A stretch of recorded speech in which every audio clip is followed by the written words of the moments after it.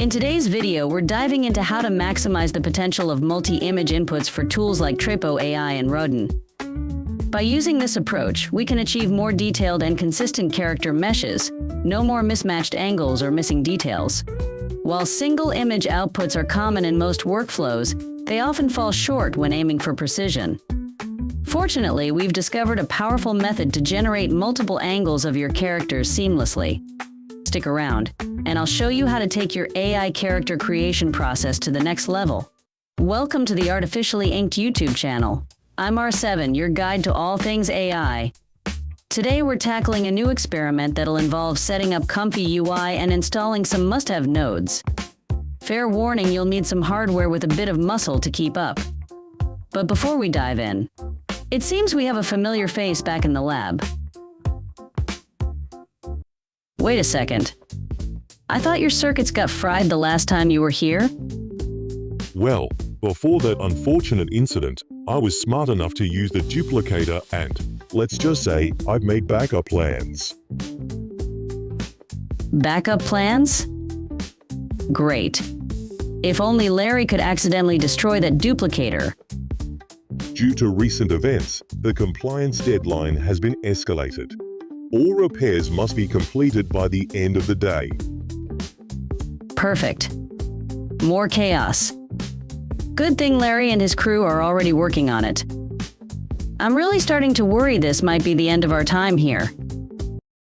Hopefully the Larry bots can pull themselves together and fix this mess.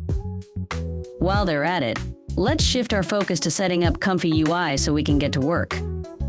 For a detailed step-by-step installation guide, check out the link in the description, along with all the prerequisites you'll need to get started.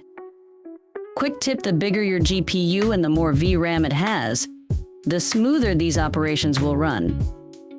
Once everything is installed, launch ComfyUI and a web browser page will open. This will be your workspace for creating generations. However, the default setup won't give us the results we're after. To unlock the full potential, we'll need to load the SV3D Workflow. You'll find a link to that in the description as well. After downloading either the PNG or JSON file of the workflow, simply drag it onto the ComfyUI browser window. The system will automatically populate the correct nodes for you.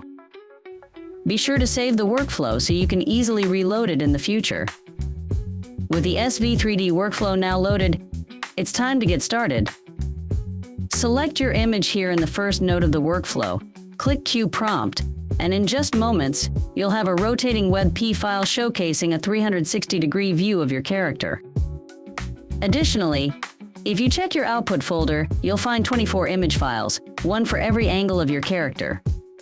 With our enhanced images ready, let's pick 2 additional shots, a side profile and a rear-facing view. Combined with the original image, these 3 perspectives will be fed into Rodan for processing. Once inside Rodan, click the image upload icon as usual, then select the 3 images of your character. Hit generate, and in just moments, Rodan will generate a preview of your 3D model. For comparison, let's also test the output using a single image. Here are the 2 models side by side, one created from the single image and the other from the multi-image input. Which version do you think looks better, the single image or the multi-image result? Let us know your thoughts. Hopefully the Larry bots have made enough progress to keep us operational, though I'm not holding my breath. Unfortunately, it's time for me to submit my reports to management, and I have to say it's not looking good for your laboratory. The violations are piling up by the second. Just now, I caught some service boards operating heavy machinery without proper certifications. I told the Larrys to stay off the forklift. Oh, here they come now. Let me straighten this out.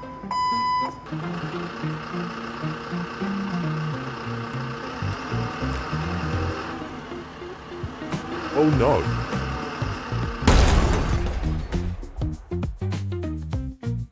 You know, this might be the one time I'm not upset with these bots for ignoring my instructions. Larry, you may have just saved the lab from another compliance meltdown. All right, team, Let's get this safety bot into the compactor before it decides to clone itself again. Well, folks, it looks like today's experiment was a resounding success. Not only did we uncover a powerful new tool to boost our game dev journey, but we also managed to deal with that pesky safety Larry bot. Talk about multitasking. With the lab back on track, we're ready to dive even deeper into our research and bring you more exciting AI experiments right here on the channel. If you found this video helpful or just enjoyed the chaos, don't forget to hit that like button and subscribe to stay updated on all our future projects. And let us know in the comments what tools or workflows you are excited to try next. Until next time, keep creating, and we'll see you in the next experiment.